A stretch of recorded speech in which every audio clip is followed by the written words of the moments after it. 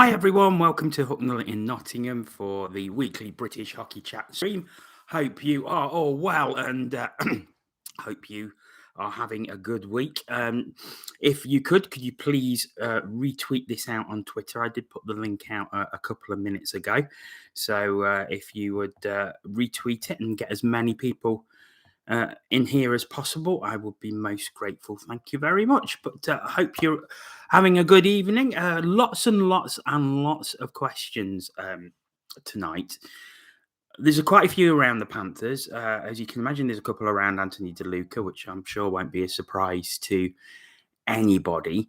There's a couple of other general ones, and then I'm going to kick off with quite a serious one in a second.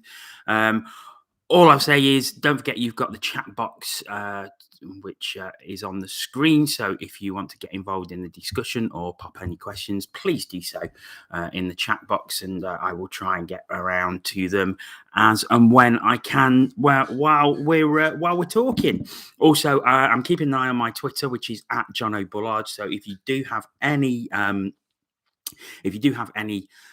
questions, you can also put them on Twitter as well at John O'Bullard. But we're going to kick off first of all with a tweet I received from Craig Woolley, and it's to do with COVID and what is happening around COVID at the moment. And he says, is there now more media TV coverage and casting of games in light of another shutdown, leaving players in a COVID bubble to carry on playing? Lessons learnt from last time, so no season tickets needing a refund with a possible free pass to a TV link in place to keep clubs afloat. With lots of fans in an enclosed area not looking good, jabbed or not, will clubs survive? Really meaty question there, Craig. And I can see two issues with what you say already. Is the fact that two clubs, Glasgow and Guildford, don't do web streams. And I know Guildford's problem is historical with the fact that they don't have good enough internet access to actually stream out of the spectrum. Glasgow, I'm pretty sure they do. But I don't know. I mean, I don't know what the situation is with Glasgow. I thought with Panthers starting a web stream, I really expected that Glasgow would start one, which is really surprising. So I don't know. Is the quick answer on those two? However, I think if there was a shutdown, it is going to cause huge problems. Now, the government, for what it's worth, have said there isn't going to be any further lockdown at the minute. I suppose we need to see what's happening with this new variant. Obviously, the scientists need to do their thing and work it out. So there's a lot to work out. But I must admit, it's not that I feel uncomfortable sat in a crowd, because I don't, in all honesty. But I think if cases start to go up again, it might start getting a bit uncomfortable. I don't know. It's a really, really tough one to think about. And I suppose it's one of those things where we're going to have to see what happens over the next sort of few weeks and see how the government deals with it, two, how cases rise or not, and also the main one, if there's any increase in deaths or any increase in hospitalizations. I know there's been shutdowns and some football games have gone behind closed doors in Europe, so whether that sort of manifests itself over here, I don't know. Whether we'll start to see games played behind closed doors. The thing is that at the start of the first lockdown, it was made very, very clear that clubs couldn't survive without crowds going in.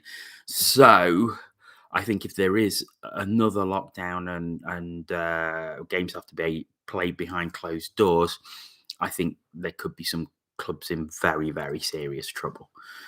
Because at the end of the day, they'll still have to pay players, even if they're showing it on a web stream or not.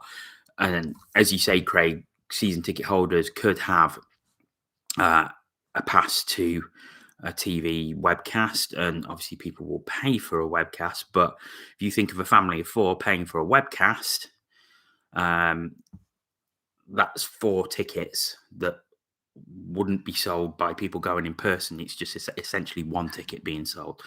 So I think a lot of clubs and the league could be on very, very shaky ground if there is another lockdown. Let's hope it doesn't come to that. I suppose we've got to see what happens over the next few weeks, and it's something definitely to keep an eye on. But it's trying times again, I think, and I suppose we shall see what happens over the next couple of weeks with that one, Craig. Good evening, Tommy. Good evening, Jack. Thanks for being in here, as always. If you've got any comments on that or on what you think might happen in relation to what's happening with COVID, then just pop it in the chat there. Oh, Craig, you're on. Thanks. Thumbs up. Good. Yeah, it's always nice to have people whose answers I'm discussing in here. So thank you for that. The next few are going to be Panthers related. Things not great with the Panthers at the minute. I think we all as Panthers fans can say that. So I'm going to lump a few of them together. Some of them I will look at individually, but they all seem to be going along the same theme. So David Stevenson asks, I know it's early days in the season for the Panthers, but if we continue to drop points at home, the league is almost certainly to be over by the new year, if it isn't already. With that in mind, could we see a potential change in leadership of the team similar to when Richard Chernomaz left? Would the higher-ups have the minerals to make a change like that, or would they just give Wallace and co a free pass? Yes, I'll talk about that a little later. Remind me when I finish talking about this, Jack. Yes, we will talk about that. Craig Harrison says, how many players do the Panthers need to get rid of and replace? Matthew Bostock says, how many changes do we need for this season's team? You know my feelings on Kevin Carr, and Matthew has sent in a couple of questions in previous hockey chats about Kevin Carr. I think it's fair to say Matthew's not a fan. A new netminder might change things in defence, give them more confidence. I won't be renewing my season ticket next year unless there are changes in the club, and that's not going to happen. Jack Walker, he's on. How long until changes are made within the organisation in terms of players release? We can't keep carrying certain guys week in, week out. Things seem to be very complacent, and it seems like the coaching staff are reluctant to make any big moves. Time is running out. And Nick Walker says, what changes would you make to the Panthers roster? And Scott at Rimrongfell says, what do the Panthers need to do to ensure I renew my season ticket next year? A question I am mulling over a lot this season, not got the answer yet. So I've lumped a few together there because I'm going to sort of talk about it in one big lump. So starting with David's question where he said, would essentially Tim Wallace be changed? And then you've got a lot of questions about players being changed. Now, on the players, you only change players if better is available to come in. I don't think at the minute better is available to come in. The play market is very dry, and that's not taking an excuse from the Panthers. It is very dry. From speaking to lots of people around the game and around this country, it's very difficult to go and get players who are better than what you've already got. Not necessarily players, but players better than what you have. I don't see no point in cutting any players if you cannot replace them with a better quality player. There are players who a couple of players I would possibly replace in that Panthers roster, but only if we can make improvements to the team. The weird thing for me this season is that I don't think there's anyone specifically I think I can single out as an underperforming player. It's just the fact that they're all very much the same. Yeah, and I'd agree with that. we've signed a very much a grinding team, a very hard-working team who put the effort in. I don't think anybody can argue with that. I think, and we've said it for quite a few weeks on here, the Panthers are lacking quality. There's not a lot of quality in that team. And the reason I don't think there's a lot of quality in that team is because I don't think that the budget has been available for Tim Wallace and Guy Doucette to get a quality team that will compete with the likes of Sheffield, of Belfast, of Cardiff. I'm only making an assumption here based on what I've seen and looking at the other rosters, but I think that Panthers have probably got the 5th highest budget in the league. I think there's 4 teams who have a higher budget than us, or a higher player budget than us. Cardiff, Sheffield, and Belfast being 3, possibly Guildford being the other. Done it again. Glasgow, I think, probably have a similar looking because they're a bad looking team. So on that basis, it's not good enough. But then you look at the attendances. The attendances are in free fall at the minute. I know that on Sunday it was displayed as 4,500. Not even close. There was 3,500, if that, in the building. There were so many empty seats at the back of Block 13, at the back of Block 14, at the back of Block 15 even. And Block 15 is generally pretty full, but there was loads of seats at the back of there. And obviously the money's not coming in, which is why the budget is probably not being made available. So I think that is the problem. The other thing I think is the problem, and this sort of goes back to the people asking for different players, asking about Doucette, asking about Wallace. But you look at this since probably we won the league, or at least a couple of seasons after. The sort of last couple of seasons of Corey Nielsen, Richard Chernomaz, Rick Strachan, and now Wallace and Doucette. The results are pretty much the same. Nothing is changing. So the players are changing, the coaches are changing, but the overall results and the overall achievement is staying the same. So where do you point the finger? Where do you point the finger?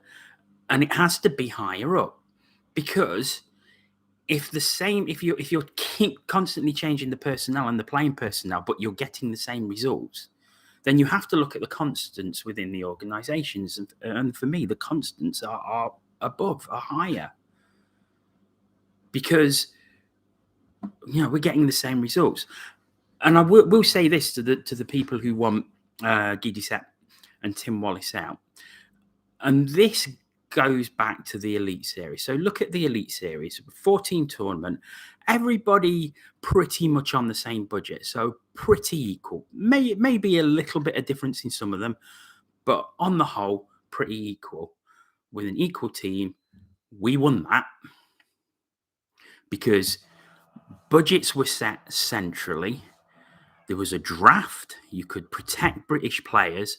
And from that, Tim Wallace coached that team to an overall victory and in the semi-final and final, I don't think anybody can argue that the Panthers were excellent in that. And that is, we did start off poorly in that, but we got better and better as we went on. And that's why I think it's unfair to point the finger at Tim Wallace and Guy Doucette at the minute. Maybe good individual players, but not good as a team. What do you mean, Craig, in the Elite Series or now? Because I think they're actually not bad as a team. They're just not good enough when you compare them to other teams. I mean, look at the way we were so easily brushed aside by Belfast at home. And then recently, Glasgow and I thought Fife were excellent on Sunday. I mean, let's take nothing away from the Fife Flyers. They were very, very good. Now, yeah. Fife were very good on Sunday, played a superb road game. We're just not good enough. I just don't think that the investment has been made into the team for this season that is probably on a par with other seasons. And the thing is, if you're the coach and director of hockey and you're recruiting for that, your hands are tied. There's not a lot you can do about it. You are tied by the money that you have.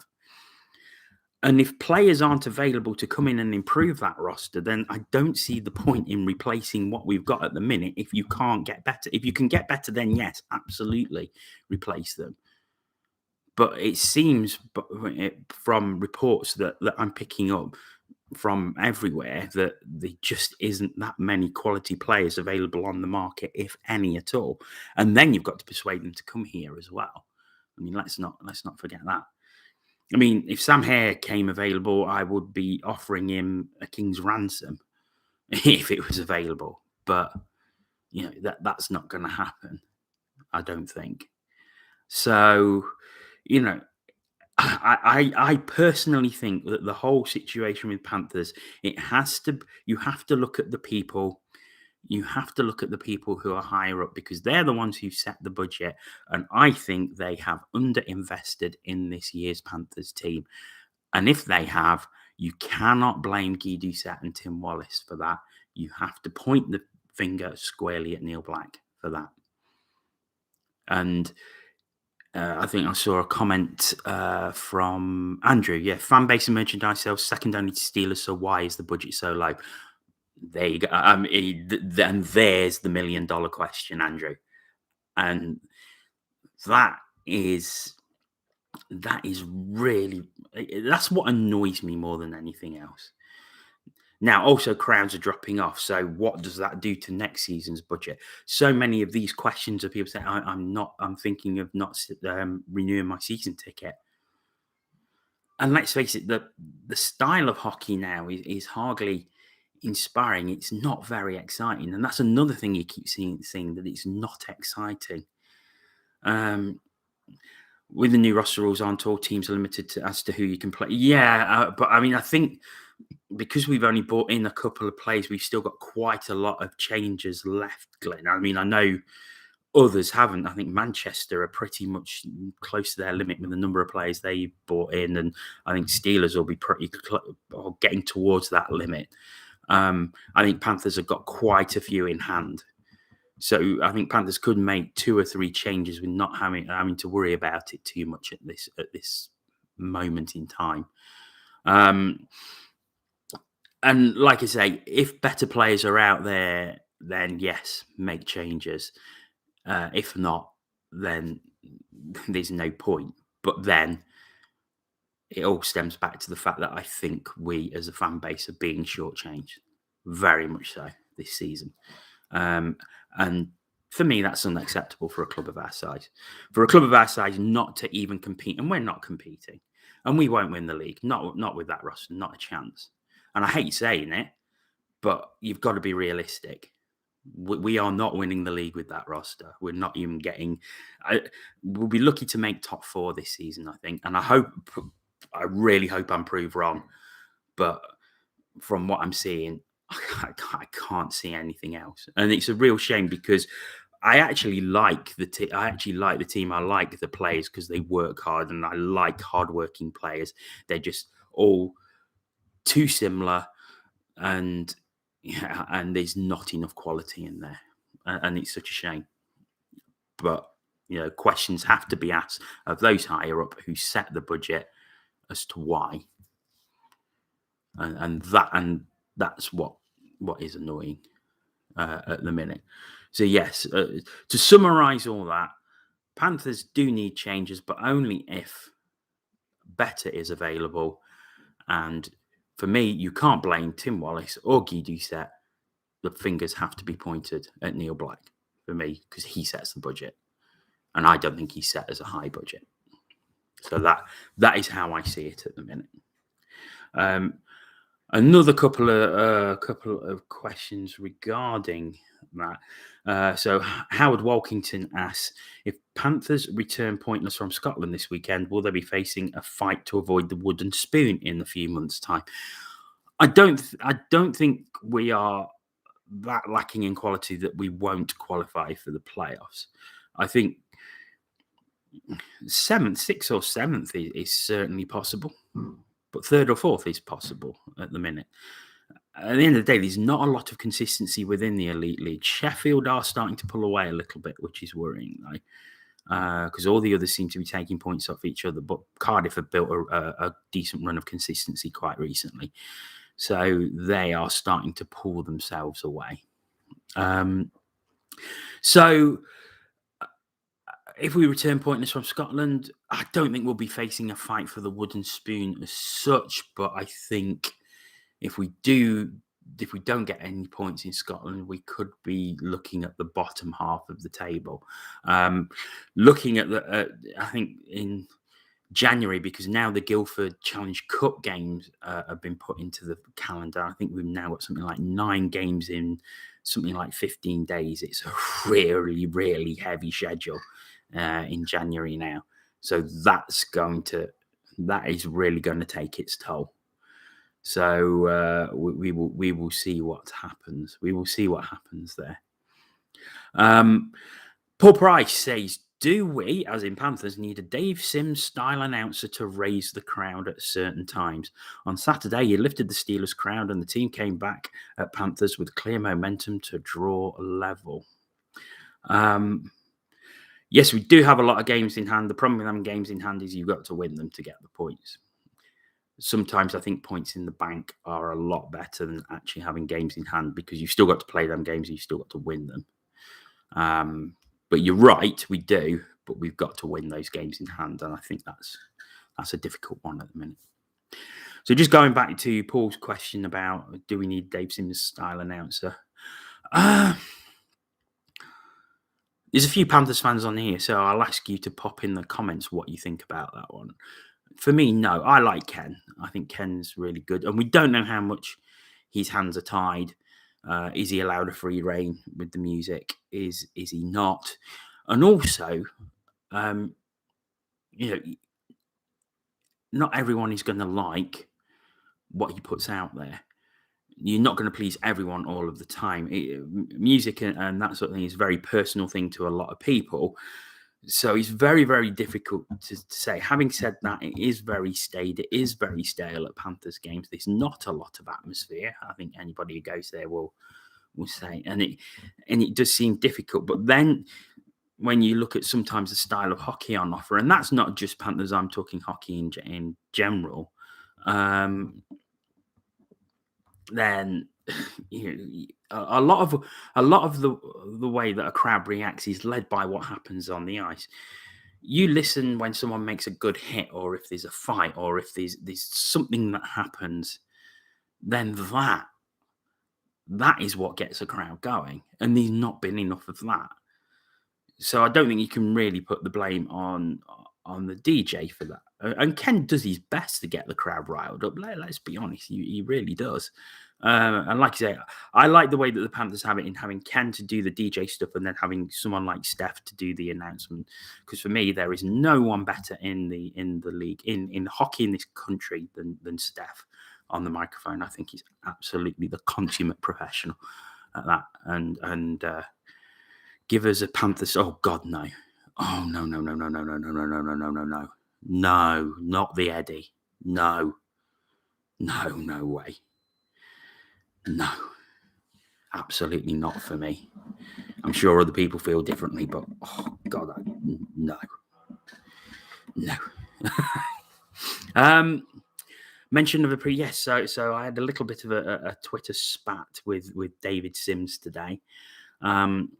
I don't know if anybody's seen, but Dundee are selling their Challenge Cup quarterfinal at £10 a ticket, which I think is brilliant.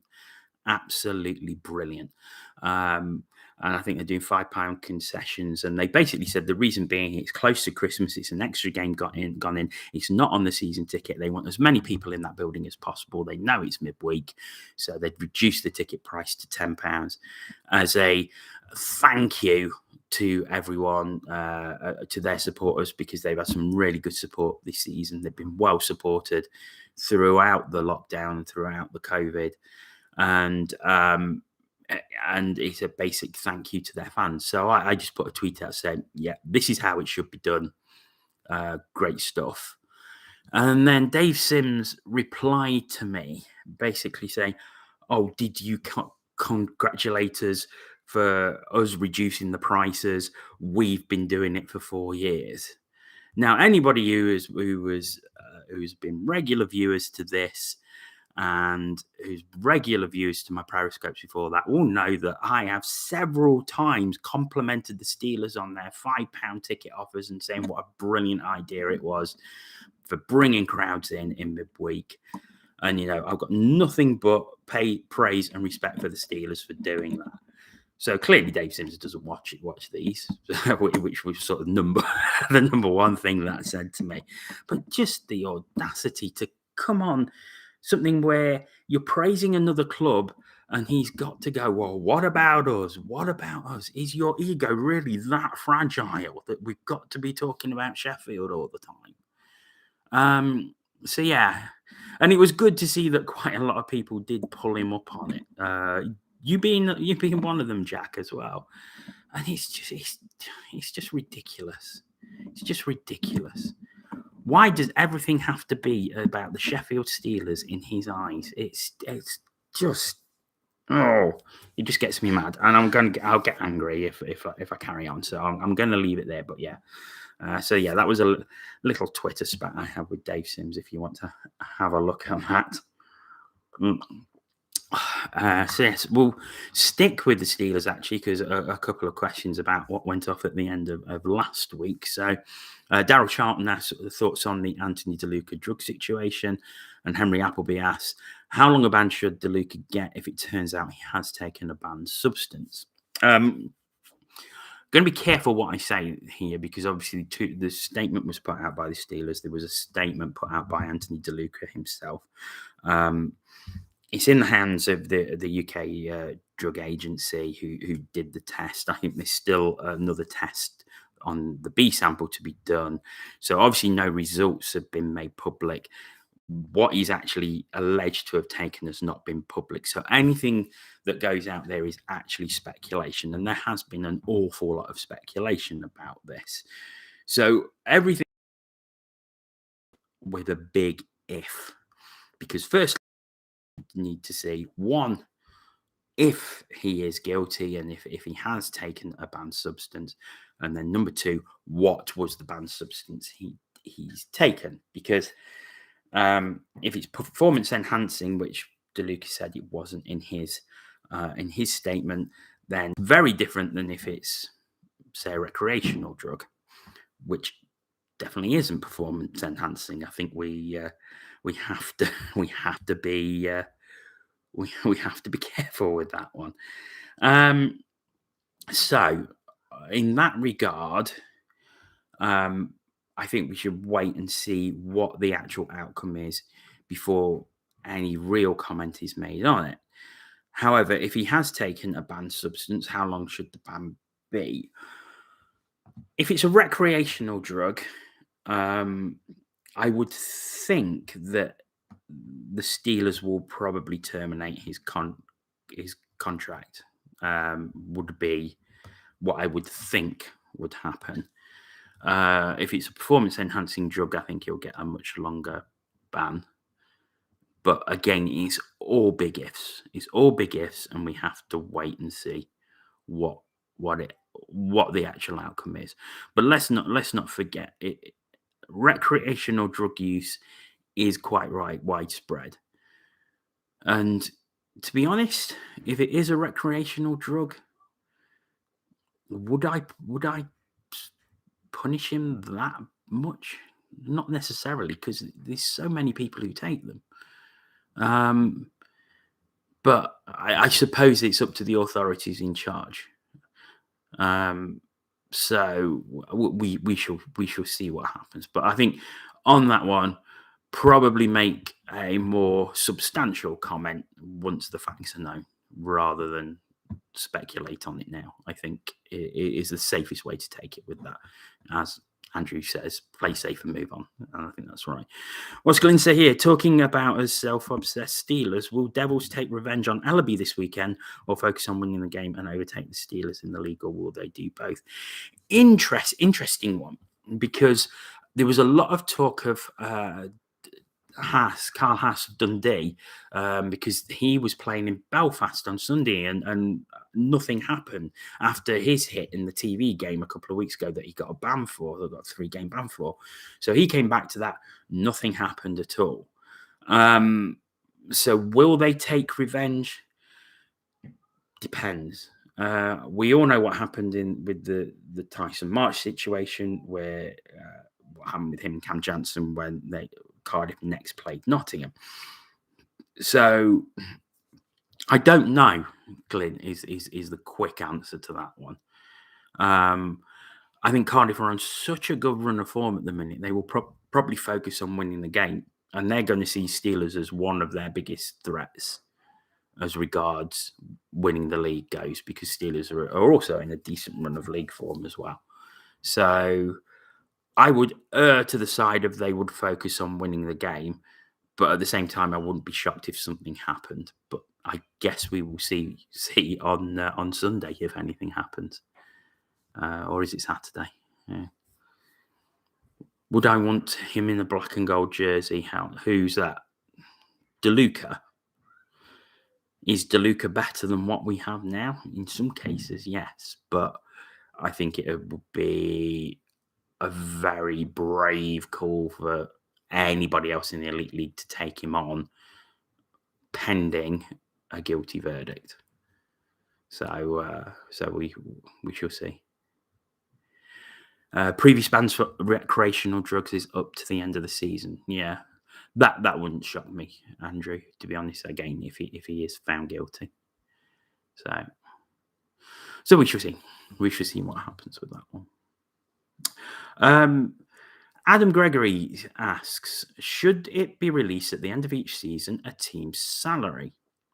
Like they do in North America and some leagues in Europe, maybe we'd have more of an understanding on where we are at. Did I read Bob Westerdale's theory and DeLuca? Yes, I did read Bob Westerdale's theory, and I just laughed.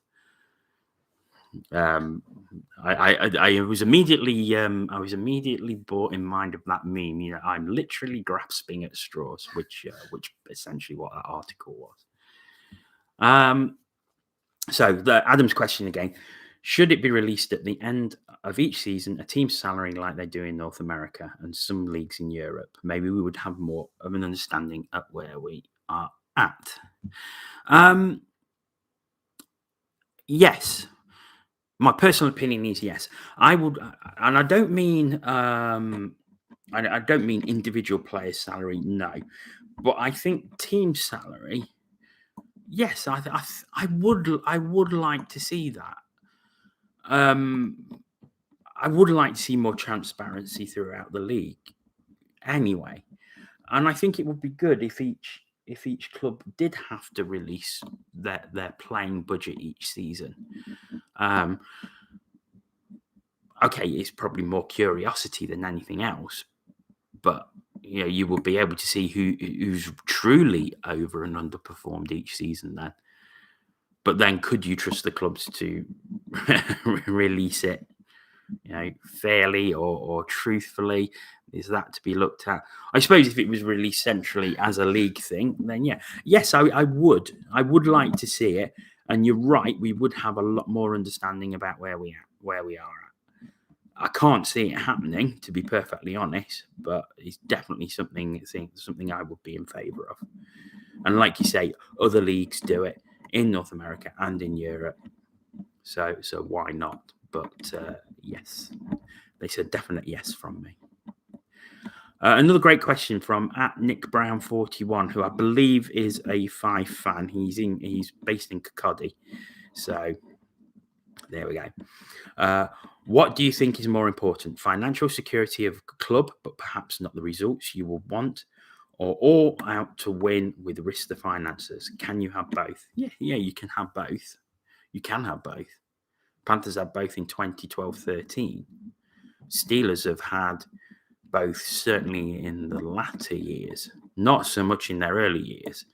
I mean, you only have to look at the Steelers who won the league lots and lots of times in sort of the 90s and early 2000s, but pretty much went bankrupt every season because of it, because they were chasing that. which is no way to run a business. However, in the latter years, you only have to look at the Paul Thompson team that won the league, and with Tony Smith as their owner, they have had both. Cardiff, I think Cardiff make money, and they also give their team every chance to win. So yes, you can definitely have both. Financial security is important, massively important. You should never ever spend more than you can afford, because that is just not a way to run a business. But financial security and I think we're maybe seeing that a bit at the Panthers, from what we was talking about earlier, where financial security or making a profit is probably put on a higher plane than actually having a competitive team. So to answer the question, they're both important. You can have both, but I think there are some clubs who probably do go too much one way or the other, as we've seen in the past. But yes, you can definitely have both. Robert Newbold, who is a Steelers fan, who runs the excellent Steelers stats site, so do check that out if you get a chance. 90-man roster. Will it mean lesser quality as clubs struggle with injuries? Is it fair on the paying public? I don't like the 19-man roster. I think a lot of clubs are paying the price with injuries at the minute. There are a couple of positives from it, though. One of them being that it has given opportunities to more British players, because as teams don't have the roster space or have been taking injuries, they've been replacing it with some British players, which is really good to see. Alex Graham scoring 2 for the Steelers on Saturday night.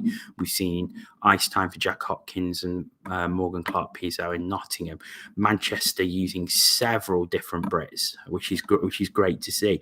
So I think on that respect, it's actually been slightly better for British players than probably we thought at the start when all these new rules were revealed, and because a lot more British players do seem to be getting a lot more ice time at the minute. But at the same time, it will mean lesser quality. I think on Saturday night, Steelers had 14 skaters. And it was a nothing game because it was the Challenge Cup, so a complete dead rubber. And from reports from people who were at the game, and I think Pete Spencer, who reports for Radio Sheffield, said that it was like a training game in the sort of second and third periods, which isn't good. You don't want that. If you're paying money, you don't want to see a training game. So I think the 19-man roster is wrong. I would have a 20-man roster, or you have a 19-man roster, but say you can have up to 3 under 21, under 23 players, British players, whatever, who don't count towards that limit. So then you're giving your roster extra bodies, but you're also bringing British players into the Elite League as well. So maybe that's a compromise that can be looked at. Obviously not for this season because the rules have been set, but maybe something for next season if they decide to keep using that. That's the way I would go personally, because I think it becomes a bit of a win-win situation then, because you're increasing your roster, you've got the possibility of icing 4 lines, and it's 3 extra British bodies coming in. So that would be it for me. Howard Walkington again, he says Cardiff and Guildford offering free entry for cup quarter-final matches for season ticket holders. Junji charged £10, which is what we went on about earlier. What about Nottingham? Nottingham have announced their game against Guildford, so it's both games, I think, 11th and 19th of January, the 11th in Nottingham. And if you were a season ticket holder in 1920, the season that got cut short because of COVID, you will get that game as part of that season ticket because they owed fans 5 games from that. 3 have already been allocated, so this is the 4th one to be allocated. So if you are a season ticket holder in 2019-20 for the Panthers, you will get that game as a season ticket game. If not, it's normal prices, which is like I would have done a ticket deal for that personally, but there you go. But at least something has been done with regards the Panthers for that. Okay, Mark Rackham was on earlier. I saw he says you'll leave 2 questions to the end. So, Mark, if you want to pop a couple of things in from the game you attended Sunday. You was at Coventry on Sunday. So, yeah, Mark, if you want to pop them in now and I'll talk about them. If anybody else has got any other questions, or any comments about anything we've already talked about, please do pop them in the chat. And I will cover them off. Just wait for Mark to. But thanks to everyone who sent questions in. So a really good set of questions again this week. Good to see this growing week on week since it moved to YouTube as well. More and more people watching live, which is great to see. All I will ask for the people watching and anybody who's watching this on repeat, if you could put the link out or retweet it from Twitter at John O'Bullard, just so more people see it, more people are aware of it, and more people can join in. Because the more variety of questions we get, and the more people who are coming into the chat, the better discussion we can have, and it just leads to a better and better show and improving show overall. So that is what I would ask of you. Have I watched any of the Champions League hockey? I've not watched much. I watched a bit of the Cardiff games when they were in the group stages. I've not seen any of the knockout stages so far. I have been busy with other things. There is a new issue of Fresh Cut magazine coming out shortly, so I've been working on a few articles for that, which has kept me busy. And obviously, I've done a couple of Manchester commentaries as well, so I've been having to sort of do a lot of research for that. Mark, there you go. I just want to say I enjoyed the game. Cardiff play like an AHL team, but no surprise there. Is Matt Carruth underrated this year? I thought he was excellent. I saw Carruth was getting a lot of criticism earlier in the season, but it seems he's really found his feet, and he was out. I saw the last period on Sunday when I got back from the Panthers game, and yeah, he was outstanding. I thought Blaze actually looked the better team on Premier Sports, but excellent. So yeah, he's a very, very good netminder, and he seems to have and a WhatsApp group I'm involved in that contains a couple of Cardiff fans. They were saying that they didn't think that they would get. They didn't think they will get a replacement as good as Bounds for Bounds, and they actually think they may have now got a netminder who is better than Bounds. So that's huge praise indeed. So yeah, he's doing very, very well. What's that? Commentary, a fun team to watch. Look threatening when able to generate speed through the neutral zone. I think they would have won that game if having a goal scorer or two. But they have got a few goal scorers. I mean, I saw Coventry the previous week in Manchester when they lost 5-2, I think it was in the end. But for the first period, they were the better team without any shadow of doubt. They got a lot of shots on Bakashua, the new Manchester netminder. Just only got one past him though, and I think that was their downfall. But they have got a few people who know how to find the net. Danny Stewart is a class coach and even better man. Danny Stewart is a very good coach and very much underrated, I think. There was a lot of Coventry fans a couple of seasons ago, 3 seasons ago, who wanted him out. And thankfully they've stuck with him, and they look like a team who can challenge for silverware again. That Tristan Keck, from the Elite Series, he was excellent for them. It's a shame I think they did try and offer him a contract for this season, but they would have been very dangerous with him playing for them, I think. But I do like that Coventry team. I like the way they battle. They have got some good quality up front. Luke Ferreira as well is an excellent player. Getting 3 lines healthy. Yeah, I think it's a problem for a lot of teams though at the minute is with a lot of injuries, and again that goes back to the roster limits as well. But yeah, I think Coventry a decent team. I saw them playing Nottingham earlier in the season, and they won five. I think they won that one 5-2. And they were very good in that. Luke Ferreira was on fire. I think he scored a couple of really good goals. So yeah, it's Coventry are a decent side with a good coach and an outstanding netminder as well. I think that's another thing you got to remember about Coventry. CJ Mott is a superb netminder in the same way that Carruth is superb at Cardiff. CJ Mott for me is just as good in Coventry. And I say Cardiff's last goal on Sunday was an empty netter, so Mott only let one in. And Mott got save of the week the previous week in Manchester. He was certainly not at fault for that loss in Manchester. Again, an excellent netminder. Okay, any more questions before I go? Because we've been going 3/4 of an hour, so I will. CJ Mott was great. First time seeing him, mightily impressed. Yeah, he's a very, very good netminder. Excellent netminder.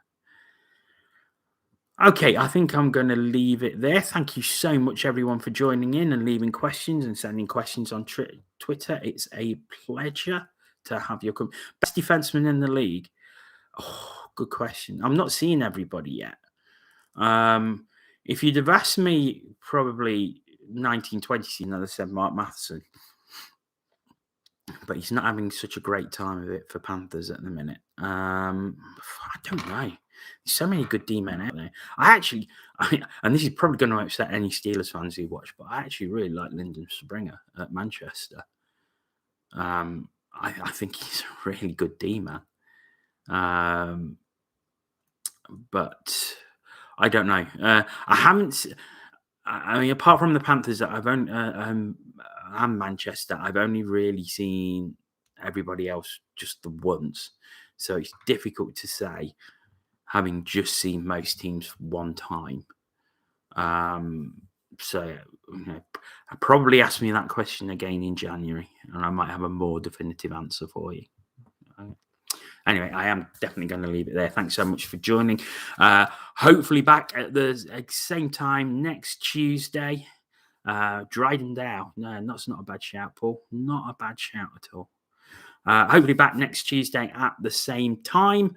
Until then, take care of yourselves. Enjoy your hockey this weekend. And I will hopefully see you all next week. But until then, take care and bye-bye.